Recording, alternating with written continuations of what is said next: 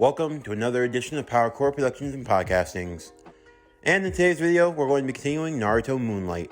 What if Naruto was a Hyuga? Part 4. As always, if you're new to the channel, or if you're a regular and you like what we have to offer, then please don't forget to like, comment, subscribe, share, and hit that bell for post notifications so you can stay up to date on everything that is Power Core Productions and Podcastings that has to come out now and in the future. As we continue with this series, we move on to the next stage of the story, that being the finals of the Chunin exams, as Naruto, Hinata, Neji, and all others competing in the finals prepare for the battles that are to come. But how are things going to change when sudden attacks loom on the horizon for our characters and for our heroes, as our story takes different twists and turns than what you might be expecting?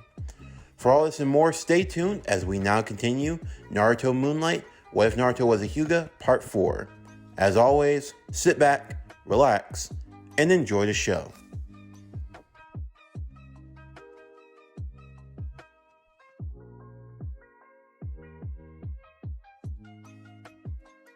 Naruto and his fellow teammates in Team 7 all prepared for the Chunin exams in their own way. For Naruto, he had to deal not only with his training, but also keeping the curse mark that he had received under control. As for Hinata, she had to deal with taming the power of the Nine Tails, which was not going to be easy. And for Sasuke, he was in a similar boat with Naruto. For each one of them, they would train with a different sensei. For Naruto and Hinata, they shared the same sensei, but also had additional help. Starting with Naruto, he would train with Jiraiya and with Anko. Remember, this version of Naruto is the son of Minato Namikaze and Hanako Hyuga, meaning Naruto had no traces or lineage to the Uzumaki, and he also didn't have access to the Nine Tails. Meaning that while Naruto wouldn't have to deal with the worries of chakra control, he now had to deal with the issue of trying to keep his chakra in check while dealing with the likes of the curse mark he had received from Orochimaru. However, Naruto still would have access to the Byakugan and with the jutsu that come with it, from 8 trigrams, 64 palms rotation, along with the usage of learning jutsu from Anko, that being in the form of the Shadow Snake Hand Jutsu, as well as learning from Jiraiya with the Shadow Shuriken Clone Jutsu. Naruto would also take the steps to learning the Rasengan. Now, between the two jutsus that Jiraiya could have taught Naruto during the 1 month's training, it was either going to be the Rasengan or the Summoning Jutsu. However, given who Naruto's opponent was and given Naruto's set of circumstances, him learning the Summoning Jutsu simply wouldn't be required in this timeline. Instead, Naruto would focus on learning the Rasengan, a jutsu that he could be able to perform with one hand because he wouldn't have to worry about the issues of chakra control in dealing with the likes of the Nine Tails. As such, Naruto's overall fighting style and his range of jutsus and abilities would be different, but given his mindset and how he's able to adapt on the fly, he would use this to his advantage. As for Hinata, Jiraiya would also assist her in her training along with Ko. Ko Hyuga had become the new head of the Hyuga clan, as Hiashi had stepped down and had left to do personal training. Remember, Hiashi in this timeline married Kushina Uzumaki, and they gave birth to Hinata. This is what inspired Hiashi and his dream to one day become Hokage. And after Naruto and Hinata had come of age, Hiashi was now taking the steps needed to finally relieve the third Hokage of his duties and to fulfill his role as the new 5th Hokage.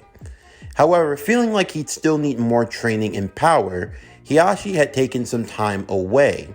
That way he could train with the Scroll of Sealing to learn any new jutsu that he felt he would need to add to his arsenal, as well as looking through the many scrolls left behind by his late wife Kushina with Uzumaki's sealing jutsus and techniques.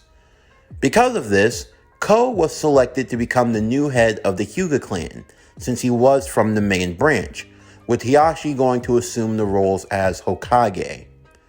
While Jiraiya wouldn't have any personal attachments to Kushina, he would still oversee the training of the Nine-Tails Jinchuriki, since Minato was the one that helped look after the Jinchuriki, and for the third Hokage, who would view this as a favor owed to him, mainly because he wanted to help Hinata in any way that he could.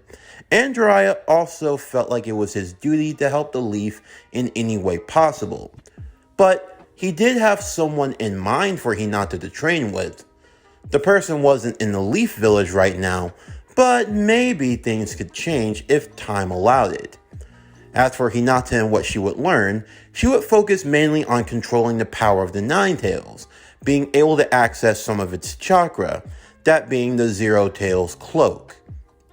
On top of that, with help from Ko, she would continue her mastery of the 8 trigrams 64 palms, along with learning rotation.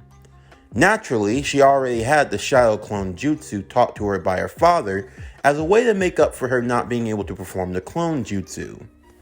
All in all, Hinata wouldn't have that many jutsus to learn or to add to her arsenal or skills at the moment, primarily because Hinata from the original timeline is not really one known for using a lot of different ninjutsus, as the style of the Hyuga primarily focuses on using the Byakugan and the Gentle Fist Taijutsu.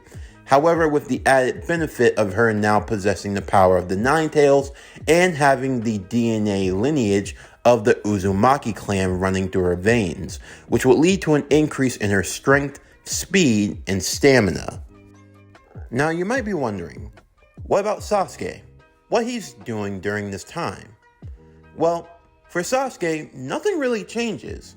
He still trains with Kakashi and learns the same jutsu that he does in the original. However, there's a more emphasis on his taijutsu training, seeing the person he was going to face would be Rock Lee. So, Kakashi would have Sasuke train specifically to fight against that sort of opponent. Since Kakashi and Guy were rivals, it would only make sense that Kakashi would prepare Sasuke for any of the tendencies that Rock Lee would display, as Lee was the student of Guy. From there, the 1 month's training would continue until eventually the time for the finals would arrive. At that time, Hiashi would return to the Hidden Leaf Village, his clothes tattered and worn from his time spent training, the scroll of sealing by his side, along with a team of Anbu escorting him. He would arrive to the Hokage's tower as he returned the scroll, and the third Hokage would be pleased, seeing just how far Hiashi had come. "It is good to see that you have returned, Hiashi. How have your training gone for you?" "It went well, Lord Third. I think I can say that I'm quite adequate, although there's still some other things I'd like to improve on. I'm safe to say I'm happy where I'm at the moment." "That is good. I'm glad to see that your training has gone well for you. And now the fated time has come. When the Chunin exams are over, the ceremony will be held, and you, Hiashi Hyuga, will become the 5th Hokage." Hiashi would bow to Hiruzen as he asked about how his children were doing, both Naruto and Hinata. It was then that Hiashi would have to learn some unsettling truths. His blood began to boil. Orochimaru had returned to the village, and he was after Naruto?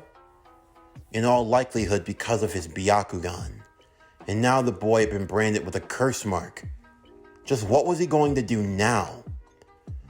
Thankfully, he had searched through many of the scrolls left by his wife Kushina.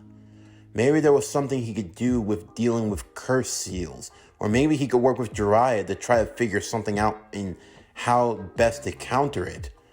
Although even still, it wasn't going to be easy. Although he was thankful that Jiraiya was overseeing the boy's training, and he was also thankful that he was overseeing Hinata as well, who had been improving since he had been gone. For now, he could only hope that things could turn for the better, while still preparing for the worst. With that, They would make their way to the arena as the Chunin exam finals would begin. Naruto and Hinata would arrive on time. However, Sasuke, much like in the original timeline, would still be running late. However, thankfully, his match wasn't anytime soon, so he had some time, hopefully. The first match would see Shikamaru Nara versus Shino Aburame. This match would definitely be a clash in styles, Shikamaru having to outwit Shino and his bugs and trying to stay clear of the insects, which would be easier said than done. Primarily because of the fact that even if Shikamaru could trap Shino with his child possession jutsu, the bugs could still attack of their own volition on Shino's command. Because of this, it would be like fighting a 2-on-1 match, probably similar to what it would feel like to fight against Kiba and Akamaru, only this time replace a dog with a bunch of swirling insects. Because of this, Shino would be overwhelming for Shikamaru to overcome. However, Shikamaru would not be left in the dust. Shikamaru would have some tactics up his sleeve and would show off some very impressive feats, but ultimately Shikamaru decides to give up and Shino would win. The second match would see Tenten versus Kankuro. This is definitely an odd matchup and one that you could argue may go either way, but simply put, I think Kankuro would just be too overwhelming for Tenten to deal with.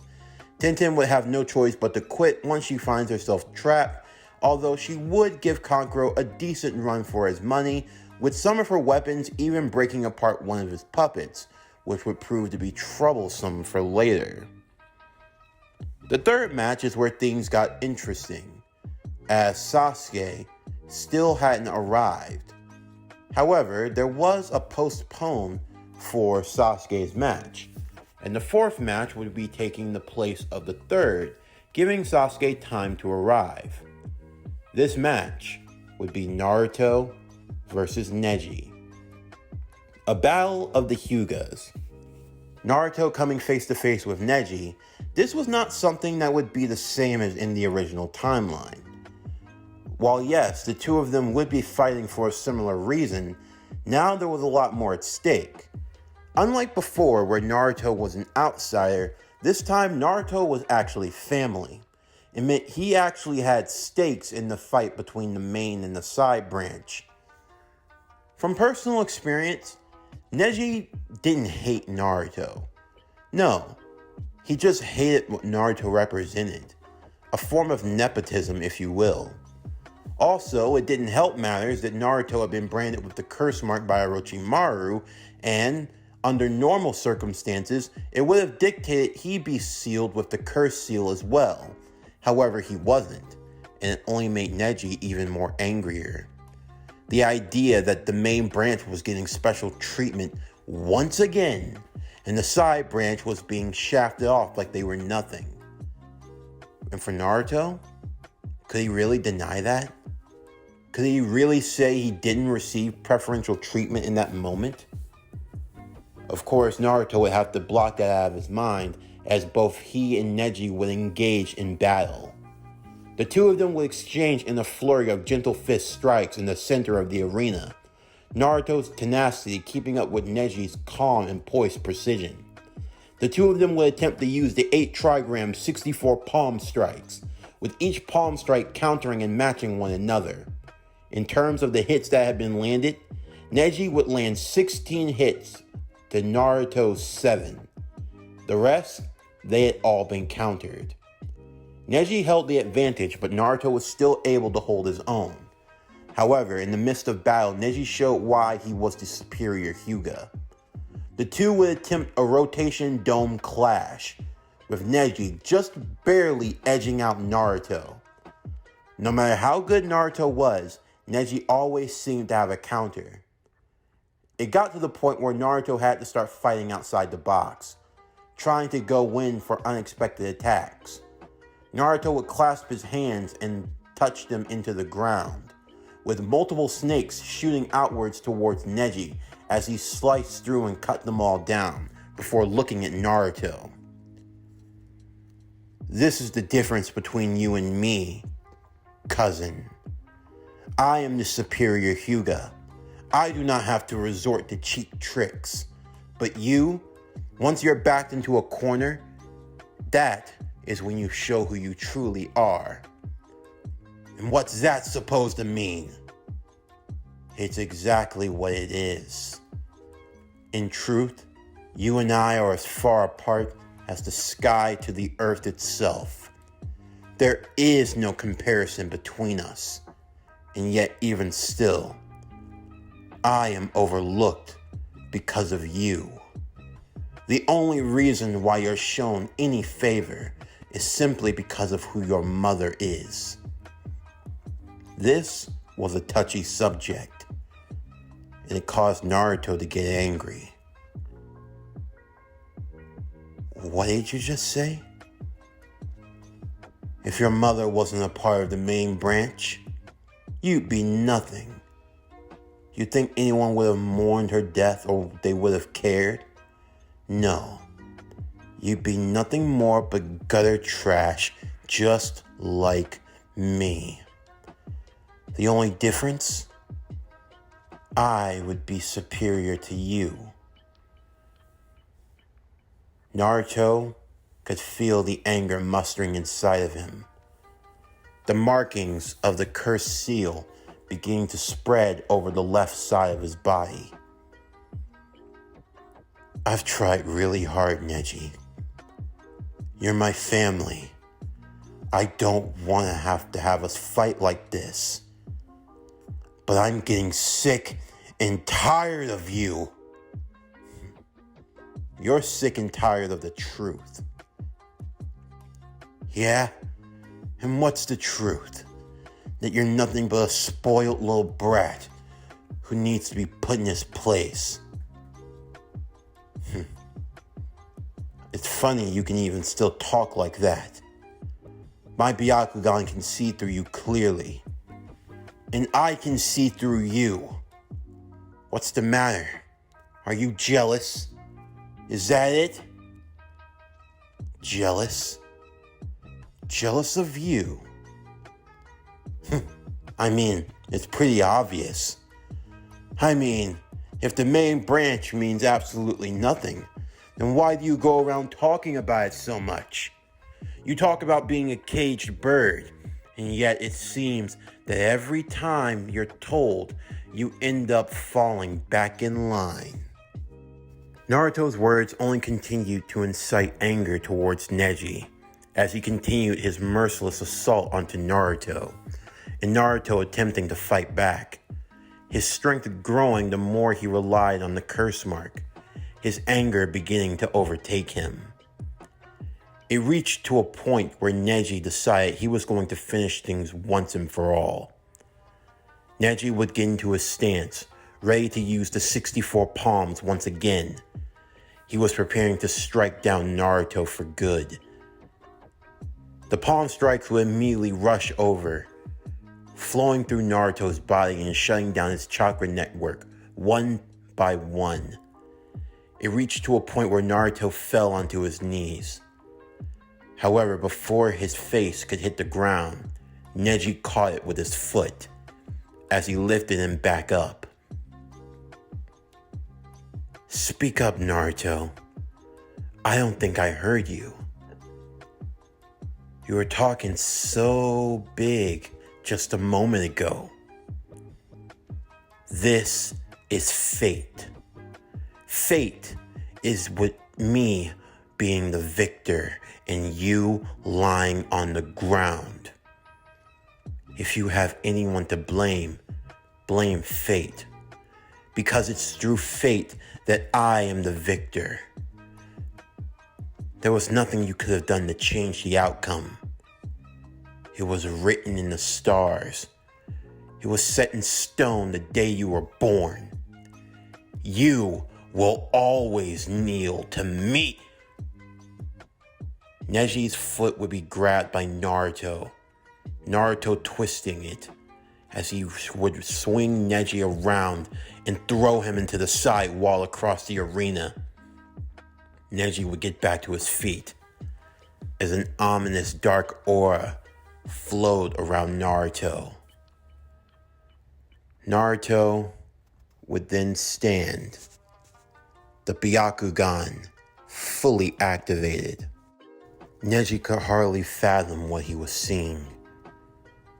Whatever Naruto was, whatever he was becoming, it wasn't even human anymore.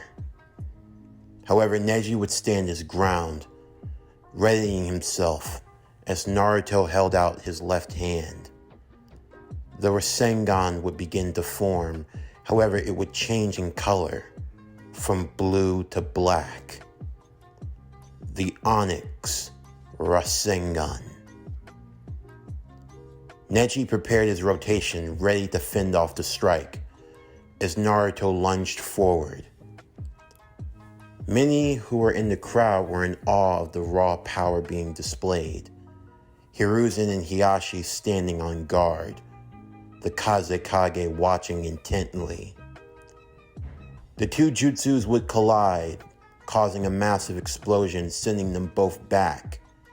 Neji had been knocked into the side wall once again, and this time, he wasn't moving. Naruto was sent to the opposite side and slammed into the wall.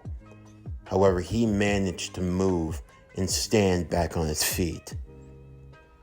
As the smoke cleared and the dust settled, the signs and the vestiges of the curse mark had receded back into its place.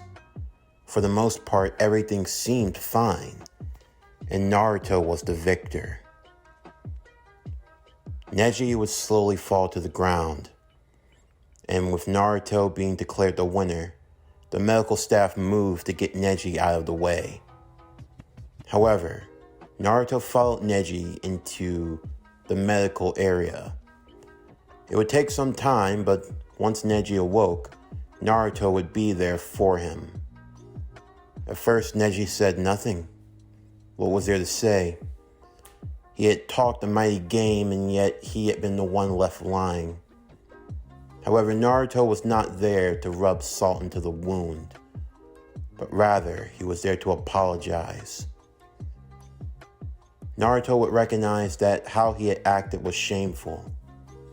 However, Neji would also apologize, as his comments were uncalled for. Truthfully, Naruto knew that Neji was the superior. When it came to using the Byakugan, using the gentle fist, that was something that Neji was just flat out better than him then. In the end, he couldn't even call his victory a proper victory, because in the end it wasn't him, it was the curse mark. In that moment, Hiashi Hyuga would walk into the room. Naruto hadn't seen Hiashi in a long time. Hiashi would commend Naruto for his fighting. And as for Neji, he would speak to his nephew, with the scroll being given that would explain the truth of Hisashi's fate. From there, Naruto would vow to be better. After all, Neji was like a brother to him. They were family, and they shouldn't fight and argue like this. Naruto promised that he would one day change the way of the Hyuga clan. He would promise to do so when he became Hokage. Neji would smile at the gesture as he extended a fist bump back to Naruto. Neji promised that he'd keep watch over Naruto. After all, someone had to watch over the Hokage, and he wanted to see just what Naruto would accomplish. In the meantime, Sasuke would have finally arrived for his match against Rock Lee, and the stage was set for the fourth bout. Sasuke versus Rock Lee is a very interesting match, often debated about as to who would have won in this sort of exchange. This version of Sasuke would have been training specifically to face off against Rock Lee. However, Rock Lee would also be training to counter against Sasuke. Based off the original timeline, we were able to see just how strong Sasuke could become in 1 month's time of training.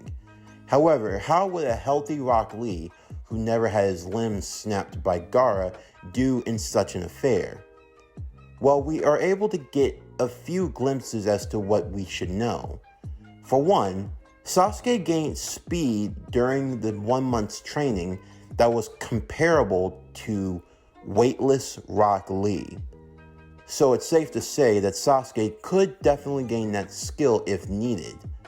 But if Rock Lee is spending a month's time training, then it means that he should still hold the overall edge when it comes to speed, at least once his weights are removed. With the start of the fight, Lee would be fighting with his weights, meaning that in terms of speed, Sasuke would hold the advantage. The question here is that will Guy allow Lee to take off the weights? And I believe he would. After all, this rivalry not only extends to both Lee and Sasuke, but also to the likes of Kakashi and Guy. That means Guy is going to want to give his student every advantage he has, meaning that epic moment when Lee takes off his weights would be in the finals. And when he does, Sasuke would realize he might have miscalculated. Lee would then use his speed to his fullest advantage, gaining the edge in this encounter. However, Sasuke would still have a plethora of jutsu to use in his arsenal. Now the bigger question here is, will Sasuke use the Chidori against Lee? I believe that the fight would ultimately reach a point where the two of them would try to land a finishing attack. Lee would make it very clear that he was going to finish things in one go, believing that if he used the 8 inner gates, he could take him out once and for all. As for Sasuke, he would use his Sharingan to its fullest extent, the Periphery, as he would use the Chidori. However, in a similar vein to Naruto, he would have to rely on the power of the curse mark to amplify his strength just to allow him to compete. What would happen next would be a spectacle for the ages. Sasuke, with the Chidori in hand on one side of the arena, would go charging towards Lee. Lee, who had now amped himself to the power of the 5th gate, would go charging towards Sasuke. Sasuke would extend his Chidori, while Lee would extend his fist, as the two would connect. Sasuke's Chidori would jab Rock Lee in the shoulder. However, it would be just enough not to do any lasting damage. However, Lee's left shoulder would be absolutely charred. His left arm would go limp because the nerves would be absolutely shocked. However, Lee's right fist would connect with Sasuke square in the chest. The two of them would be knocked back once more. For Sasuke, his left shoulder was absolutely obliterated. There was no ifs if a surgery was going to be needed. It was going to be a necessity. As for Lee, despite his best efforts, he would have no way to defend against the Chidori, meaning he would be out of commission and down to one arm also. The two combatants would stand once more, although what was going to happen next, neither would be aware. However, Lee would have no way of fighting any further. Sasuke would barely stand on his feet, but for Lee, he'd simply be out cold. Guy would come in to pick up Lee. The fight would be stopped and Sasuke would gain the victory. Although honestly, at what cost? The fight would be a spectacle, as Sasuke and Lee would both be taken to the infirmary. In fact, they were already in preparation to be transported to the hospital, as an emergency surgery was going to be needed for both to salvage their arms. In the meantime, Hinata had to prepare herself, as she was going to be in the final match against Gaara. As the two had locked onto each other's eyes, there was almost a strange sense of familiarity between the two. Hinata couldn't fully describe it, but it was almost as if the boy and her were one and the same. For Gaara, As he looked into Hinata's eyes, he felt something. Nostalgia? But what could he have to be nostalgic about? Oh well, it didn't matter. Gaara stood unfazed with his arms crossed. Hinata stirring her heart and readying her determination. You've actually come to fight me. I'm pleased. I can see that you and I are a lot alike. Now, I'm going to fulfill my existence. And that's going to be by taking your life. Hinata readied herself into her stance, her Byakugan activated as she looked to Gaara. I'm ready. With that, the proctor would throw down his hand. The final match was set. Hinata Hyuga versus Gaara of the Desert. The clash of the two beasts. The fight was on. This concludes Naruto Moonlight. What if Naruto was a Hyuga? Part 4. As always, if you enjoyed today's video and everything else that we have to offer, then please don't forget to like, comment, subscribe, share, and hit that bell for post notifications so you can stay up to date on everything that is PowerCore Productions and Podcastings that has to come out now and in the future. Stay tuned for tomorrow's video as we will be continuing Naruto The Last Senju. What if Naruto was adopted by Tsunade? Part 4. But anyway, that's going to do it for the end of today's video. I'm Javon Harrington with PowerCore Productions and Podcastings. Signing off, and I'll see you next time.